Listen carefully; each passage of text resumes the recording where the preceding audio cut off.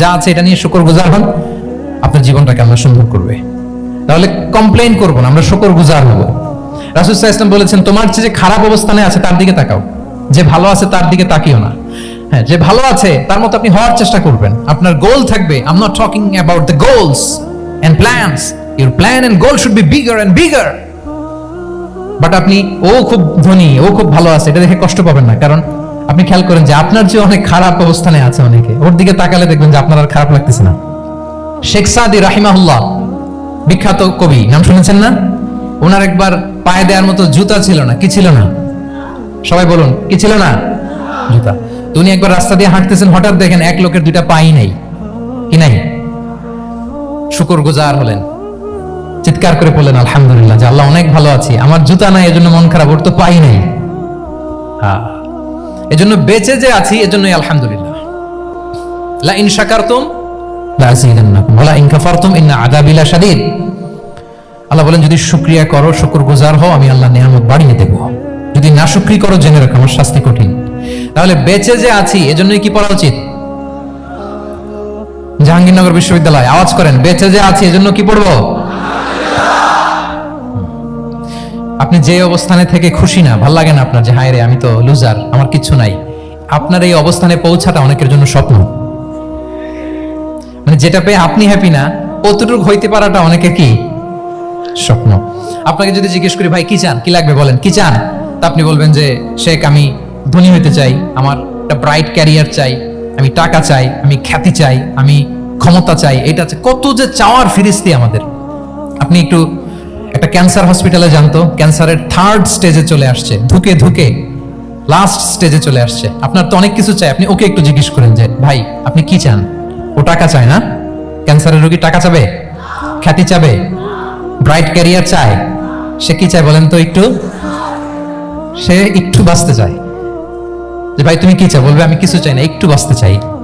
Burn ইউনিটে যদি কখনো যাওয়ার সুযোগ হয়, দেখবেন যে চিৎকার করে তারা, এত কষ্ট, এই দহনের কারণে এত কষ্ট, তারা চিৎকার করতে থাকে হসপিটালকে কাঁপিয়ে।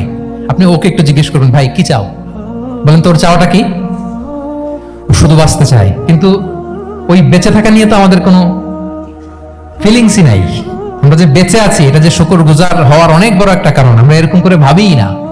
এজন্য সুপ্রিয় সুধী মণ্ডলী, আমরা যে বেঁচে আছি এজন্য আলহামদুলিল্লাহ। শুধু বেঁচে থাকার কারণে আমরা কি পড়বো? তাহলে গ্রেটফুলনেস। আপনি যদি ইসলামিক লাইফস্টাইলে নিজেকে অভ্যস্ত করতে চান, আপনার যেমনি অপটিমিস্টিক হইতে হবে, এট দ্য সেম টাইম আপনাকে কি হইতে হবে? গ্রেটফুল হইতে হবে। 7 নম্বরে তাওয়াক্কুল। Put your trust on Allah, because only He can help you, only He can protect you. And when you put your trust on Allah, you are in a divine shield. আপনি যখন আল্লাহর উপর নিজেকে ন্যস্ত করেন, আপনি একটা ডিভাইন, একটা প্রোটেকশনের ভিতরে থাকেন। বিশ্বাসীরা কি করে? আল্লাহর উপর ভরসা করে। কি করে? কার উপর? তদবিরের উপর, লবিং এর উপর, মামা চাচা? তাহলে আল্লাহর উপর ভরসা হবে। কার উপর? ফাইদা আযামতা ফাতাওয়াক্কাল আলাল্লাহ। আল্লাহর উপর ভরসা করব। এমনকি ঘর থেকে বের হওয়ার সময় রাসূল সাল্লাল্লাহু আলাইহি ওয়াসাল্লাম আমাদেরকে বলেছেন আল্লাহর উপর তাওয়াক্কুল করো। আমরা কি দোয়া পড়ি বলেন তো ঘর থেকে বের হয়ে? বিসমিল্লাহি তাওয়াক্কালতু আলাল্লাহ। এই তাওয়াক্কুল নিয়ে আমাদের অনেক মিসকনসেপশন আছে। আমাদের মধ্যে একটা প্রবণতা আছে, অনেকে বলে যে যা হবে হবে, আল্লাহ ভরসা। বলে যে যা হবে হবে, কি ভরসা? কথা বলতে হবে তো আমার সাথে। আপনার কি বোরিং হচ্ছেন? ওরে আল্লাহ, অনেক রাত হয়ে গেছে, তো শেষ করে দেই তাহলে। আর কয়েক মিনিটের মধ্যে শেষ করবো ইনশাআল্লাহ। তাহলে অনেকের মধ্যে একটা প্রবণতা আছে, তারা বলে যে যা হয়েছে হয়েছে, কি ভরসা? যা করে আল্লাহ, আল্লাহ ভরসা। এটা it's not the concept of তাওয়াক্কুল। এটা তাওয়াক্কুল নয়। ইসলামে তাওয়াক্কুল is always at the second step. The first step is your effort. প্রথমে আপনি চেষ্টা করবেন, এরপরে আপনি আল্লাহর উপর তাওয়াক্কুল করবেন। কিছু না করে যদি বলেন আমি আল্লাহ ভরসা, এটা আল্লাহ ভরসা হয়েছে? এটা আপনার মন গড়া একটা কথা হয়েছে, কিন্তু এটা তাওয়াক্কুল হয়? আমাদের অনেকে অলসতা, অকর্মণ্যতা, অপারগতা, হীনমন্যতা এগুলোর তাওয়াক্কুল বানায় ফেলাইছে। হাত গোটায় বসে থাকবে, কাজ করবে না, অলস, আর বলে কি আল্লাহ ভরসা। রিজিকের মালিক আল্লাহ, কিছু করবে না আর বলে আল্লাহ ভরসা। প্রিয় ভাইরা, রাসূল সাল্লাল্লাহু আলাইহি ওয়াসাল্লাম তিনি অলসতা, অকর্মণ্যতা, হীনমন্যতা, কাপুরুষতা, ভীরুতা এগুলো থেকে আল্লাহর কাছে পানাহ চেয়েছেন। নিজের সাধ্যের সবটুকুন তিনি করেছেন, তারপরে আল্লাহ ভরসা করেছেন। এবং পাখিকে ইসলামে তাওয়াক্কুলের মডেল বানানো হয়েছে। রাসূল সাল্লাল্লাহু আলাইহি ওয়াসাল্লাম বলেন, লাউ আন্নাকুম তাতাওয়াক্কালুনা আলাল্লাহি হাক্কা তাওয়াক্কুলিহি লারাযাকাকুম কামা ইয়ারযুকুত তুয়ুর তাগদু খিমাসান ওয়া তারুহু বিতানা। মানে তোমরা যদি পাখির মতো তাওয়াক্কুল করো, তাহলে পাখিকে আল্লাহ যেমন রিজিক দেয় তোমাদেরকেও রিজিক দিবে। পাখি কি করে বলেন তো? প্রতিদিন সকালবেলায় ওর ঘরের ভিতরে বসে বলে যে আল্লাহ ভরসা, বলে বরঞ্চ কি করে সে সকাল সকাল কিচির মিচির রবে দিক দিগন্ত মাতিয়ে সে বের হয়ে যায়, সারাদিন ঘুরতে থাকে। তাহলে খালি পেটে সকালবেলায় পাখিগুলো বের হয়ে যায়, আকাশে বাতাসে ছুটে বেড়ায়, আর বিকেল বেলায় ওদর ফুর্তি করে প্রতিটা পাখিকে তার নিড়ে ফিরিয়ে দেয় কে? আপনারা তো বোঝা অনেক সহজ। আপনাদের জাহাঙ্গীরনগর এটা তো নাকি পাখিদের অভয়ারণ্য শুনলাম আমি, কখনো আসা হয়নি আমার, দিনের বেলা আসা দরকার ছিল, তাহলে আপনাদের ক্যাম্পাস বিউটি আমি দেখতে পেতাম। তো পাখি কিন্তু বসে থাকে না, সকালে কি করে? খালি পেটে পাখিগুলো বেরিয়ে যায়, ওরা ওদের রোল প্লে করে, চেষ্টা করে, এরপরে বিকেল বেলা ওদর ফুর্তি করে তাদেরকে নিড়ে ফিরিয়ে দেয় কে? তাহলে পাখিকে তাওয়াক্কুলের মডেল বানানো হয়েছে। আপনি হাত গুটিয়ে বসে থেকে বললেন আল্লাহ ভরসা, এটা হয়েছে না। আপনি আপনার সর্বোচ্চটুকুন চেষ্টা করবেন, সব করার পরে এরপরে আপনি বলবেন আল্লাহ ভরসা। তাহলে তাওয়াক্কুল হলো প্রথমে যে কোনো জিনিস অ্যাচিভ করার জন্য পরিকল্পনা করা, তারপর সে পরিকল্পনা বাস্তবায়নের উপায় বের করা, তারপর বিভিন্ন উপায় উপকরণের সাহায্য নিয়ে সেটা অ্যাচিভ করার জন্য প্রাণান্তকর প্রচেষ্টা চালিয়ে যাওয়া, অবশেষে ফলাফলের জন্য কার উপর নির্ভর করা। দিস ইজ কল্ড তাওয়াক্কুল। এখন আমি কিছুই করলাম না, বললাম যে যা করে আল্লাহ, তাওয়াক্কুল হয়েছে তো না? আমাদের সমাজে দুইটা ধারণা, কেউ কেউ বলে আরে আমি তো সব করব, তাওয়াক্কুলের দরকার কি? Absolutely wrong. আবার অনেকে মনে করে আল্লাহই সব করে দিবে, এটাও absolutely wrong. The concept of Islam is in between this two extreme lines. এই দুইটার মাঝখানে হচ্ছে তাওয়াক্কুল। তাহলে তাওয়াক্কুলের মেকানিজম হচ্ছে আমার সাধ্যের সবটুকুন আমি করব, তারপরে আল্লাহ সাহায্য আসবে, সেজন্য আমি তাওয়াক্কুল করব। আপনারা মুসা আলাইহিস সালামের ঘটনা জানেন, উনি যখন বনী ইসরাইলকে নিয়ে লোহিত সাগরের সামনে আসলেন, ফেরাউন তার সৈন্য নিয়ে ধাওয়া করলো, আল্লাহ তাআলা সাথে সাথে কি রাস্তা বানাই দিলেন নাকি? সাগরের মাঝখানে না, আল্লাহ বললেন আনিদ্রিব বিআসাকাল বাহর,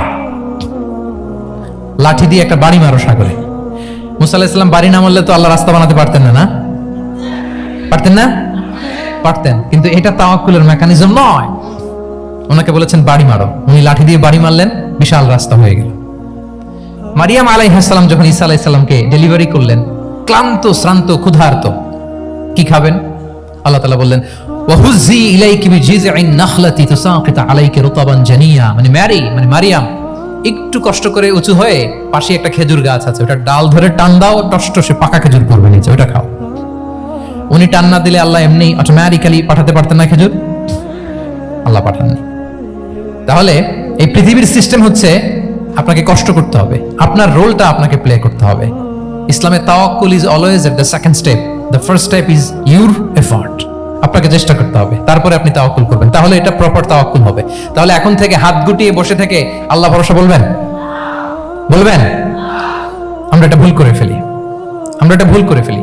রাসূল সাল্লাল্লাহু আলাইহি ওয়াসাল্লাম, ওনার কাছে আল্লাহর সাহায্য আসতো, জিবরিল আলাইহিস সালামও আসতো, তারপরেও কখনো তিনি নিজের ভাগ্য আল্লাহর হাতে ছেড়ে দিতেন না। আমাদের মতো যা করে আল্লাহ ভরসা বলে কখনো নিজের ভাগ্য আল্লাহর হাতে ছেড়ে দিতেন, বরং নিজের সাধ্যের সবটুকুন দিয়ে তিনি চেষ্টা করতেন, তারপর তিনি ভরসা করতেন কার উপর? আপনি হিজরতের ঘটনাটা দেখেন। আল্লাহ যেদিন বললেন যে আজ রাতেই তুমি আর আবু বকর হিজরত করো, রাসূল সাল্লাল্লাহু আলাইহি ওয়াসাল্লাম ওই দিন দুপুরবেলা আবু বকর রাদিয়াল্লাহু তাআলা আনহুর ঘরে গেলেন। তিনি কখনো দুপুরবেলা বেরোন না, তিনি কখনো মাস্ক পরে বেরোতেন না। সেদিন তিনি মাস্ক পরে বেরোলেন, খারাজা মুতাকান্নিয়ান, মুখ ঢেকে বেরোলেন। আবু বকর রাদিয়াল্লাহু তাআলা আনহুর ঘরে যেয়ে বলেন, আবু বকর আখরিজ মান ফিল বাইত, ঘরে যারা আছে বের করে দাও, প্রাইভেট আলাপ আছে। আবু বকর রাদিয়াল্লাহু তাআলা আনহু বলেন, ইয়া রাসূলুল্লাহ, আসমা আর আয়েশা একজন তো আপনার পরিবার আর একজন তার বোন, আমরাই তো, বলেন। রাসূল সাল্লাল্লাহু আলাইহি ওয়াসাল্লাম আশ্বস্ত হলেন, বললেন যে আজ রাতেই আমরা হিজরত করব, আজ রাতেই। মক্কা থেকে মদিনা হচ্ছে উত্তর দিকে, কোন দিকে? আপার নর্থ। তিনি মক্কা থেকে মদিনায় হিজরত করবেন উত্তরে, কিন্তু তিনি বের হলেন দক্ষিণ দিক দিয়ে, শত্রুর চোখে ধুলি দেওয়ার জন্য। দেখেন, দিনের বেলা বেরোলেন না, রাতে বেরোলেন। দেখেন, একটার পর একটা প্রিকশন। দুপুরে বেরোলেন, চেহারা ঢেকে বেরোলেন, প্রাইভেসি মেনটেন করলেন, ডেস্টিনেশন এদিকে, বের হলেন এই দিক দিয়ে, সবার চোখের অন্তরালে তিনি বের হলেন। এবং তিনি আবু বকর রাদিয়াল্লাহু তাআলা আনহুকে বললেন, সবাই যেই পথে মদিনা যায় আমরা কিন্তু ওই পথে যাব না। ক্যারাভানগুলো যেই পথে যায় ওই পথে না, সাওয়াহিলি একটা আনইউজুয়াল রুট ধরে আমরা যাব, সাগরের পার ঘেসে ঘেসে, যাতে তারা বুঝতে না পারে। এই জন্য আবু বকর রাদিয়াল্লাহু তাআলা আনহু একজনকে ভাড়া করলেন, আব্দুল্লাহ ইবনে উরাইকেত নামে, যে আনইউজুয়াল রাউটটা চিনে, যে সাগরের পাশ ঘেসে চলে যাওয়া পথ দিয়ে মক্কা থেকে রাসূল সাল্লাল্লাহু আলাইহি ওয়াসাল্লামকে মদিনায় পৌঁছায় দেবে। 2টা উট তিনি 2 মাস ধরে এটাকে নার্চারিং করে রাখলেন। 3 দিন আবু বকর রাদিয়াল্লাহু তাআলা আনহু এবং রাসূল সাল্লাল্লাহু আলাইহি ওয়াসাল্লাম গারে সাউরে অবস্থান করলেন 3 দিন, যাতে করে বুঝতে পারেন যে মক্কায় তাদের ব্যাপারে কি বলা হয়।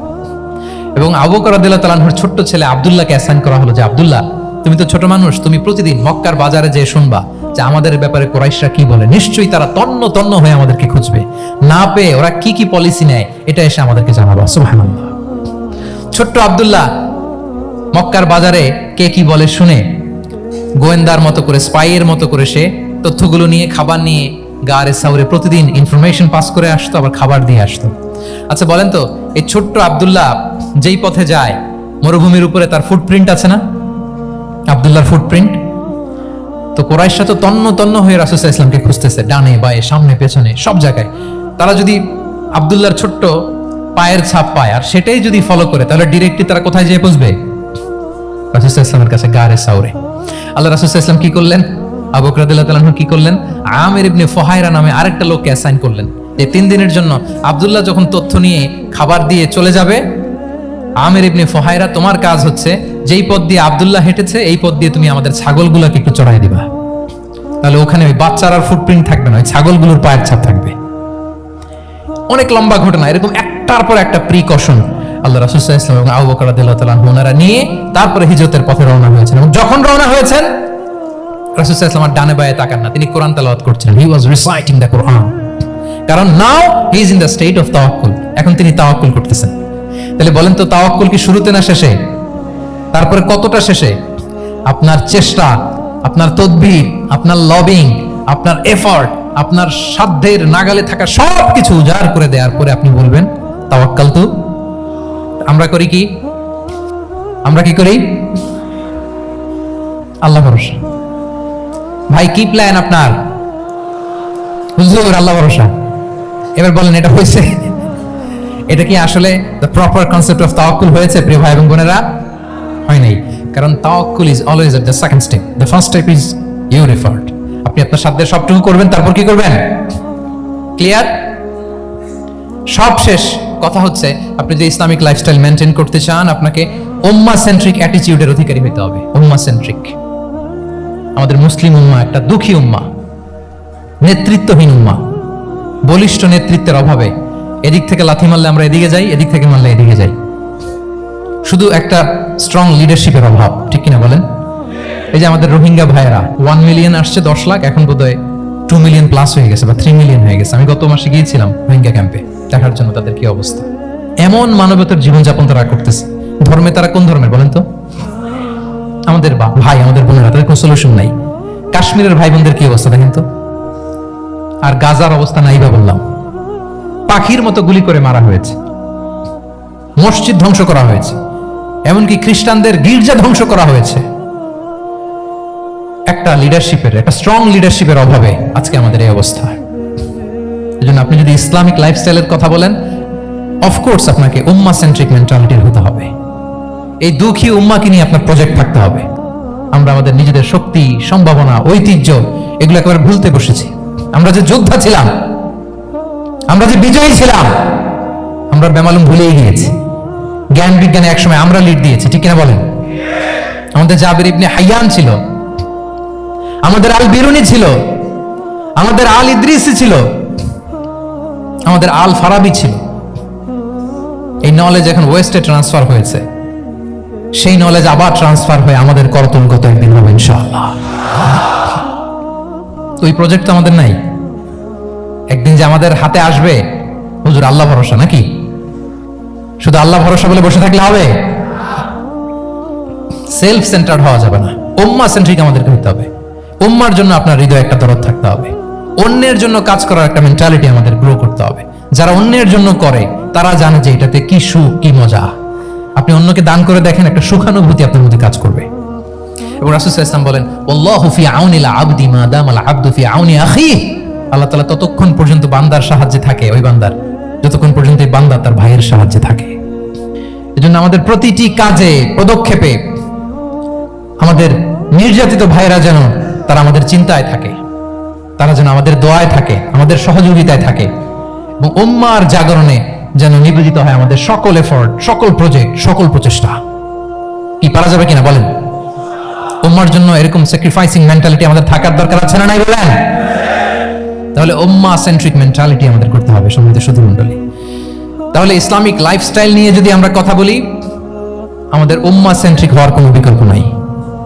আমি যদি পুরো আলোচনার সামারি করি, তাহলে বলতে হবে, শুরুতে আমি যেটা বলেছিলাম যে এখানে পিক এন্ড চুজ করে ইসলামিক লাইফস্টাইল অ্যাডাপ্ট করার আমাদের কোনো সুযোগ মনে আছে? যে কথা দিয়ে শুরু করেছিলাম, পিক এন্ড চুজ করা যাবে মন মতো না, পুরোটাই মানতে হবে। এবং 8টা, মোস্ট লাইকলি 8টা core values of Islamic lifestyle আমি আপনাদের সাথে শেয়ার করেছি। একটু যদি রিকল করি, 1 নম্বরে কি বলেছিলাম বলেন তো? হালাল, হালাল মেনটেন করতে হবে, হারামের সাথে আমাদের কোনো সম্পর্ক। 2 নম্বরে প্রোডাক্টিভিটি। 3 নম্বরে ফিতরা বেসড লাইফস্টাইল হতে হবে। 4 নম্বরে মডেস্টি। 5 নম্বরে হতাশ হওয়া যাবে না, মন কি তুমি বুঝিয়ে বলো আল্লাহ আছেন আমার সাথে, অপটিমিজম। তারপরে আল্লাহর উপর ভরসা করা, গ্রেটফুলনেস। 7 নম্বরে কোনো কিছু না করে, হ্যাঁ, সবকিছু করার পরে, মাশাআল্লাহ, অ্যাবসলিউটলি রাইট আনসার। সবকিছু আমার সাধ্যের সবটুকুন করার পরে কি করব? কার উপর তাওয়াক্কুল করব, এবং আমরা উম্মাহ সেন্ট্রিক চিন্তা লালন করব, উম্মাহ কেন্দ্রিক। পারা যাবে তো? এই কোর ভ্যালিউজ গুলো যদি আপনি মেনটেন করেন, this would be the Islamic lifestyle. সম্মানিত সুধী, ইসলাম আমাদেরকে যে লাইফস্টাইল প্রেসক্রাইব করেছে, সেই প্রেসক্রাইব লাইফস্টাইলে আমাদেরকে সাবস্ক্রাইব করতে হবে। এর বাইরে মুসলিমের কোনো লাইফস্টাইল থাকতে পারে? এর বাইরে অন্য কোনো লাইফস্টাইল আল্লাহর কাছে গ্রহণযোগ্য হতে পারে? আল্লাহ তাআলা আমাদের সবাইকে কথাগুলো বোঝার ও আমল করার তৌফিক দান করুন। সম্মানিত সুধী মণ্ডলী, আমি আবারও পাঠশালাকে শুকরিয়া জানাই, বিশ্ববিদ্যালয় কর্তৃপক্ষকে শুকরিয়া জানাই, এবং দীর্ঘ 1 ঘন্টারও বেশি সময় ধরে আপনারা যারা এই লম্বা আধুনিক যুগে ইসলামিক লাইফস্টাইল শিরোনামের এই সেমিনারে অংশগ্রহণ করলেন, আপনাদের সবাইকে আবারও প্রাণ ঢালার শুভেচ্ছা এবং অভিনন্দন জানিয়ে আমার আলোচনা এখানে আমি শেষ করছি। হাযা মা ইনদি ওয়াল ইলমু ইনদাল্লাহি আলাইহি তাওয়াক্কালতু ওয়া ইলাইহি উনীব। ওয়াসসালামু আলাইকুম ওয়া রাহমাতুল্লাহি ওয়া বারাকাতুহু।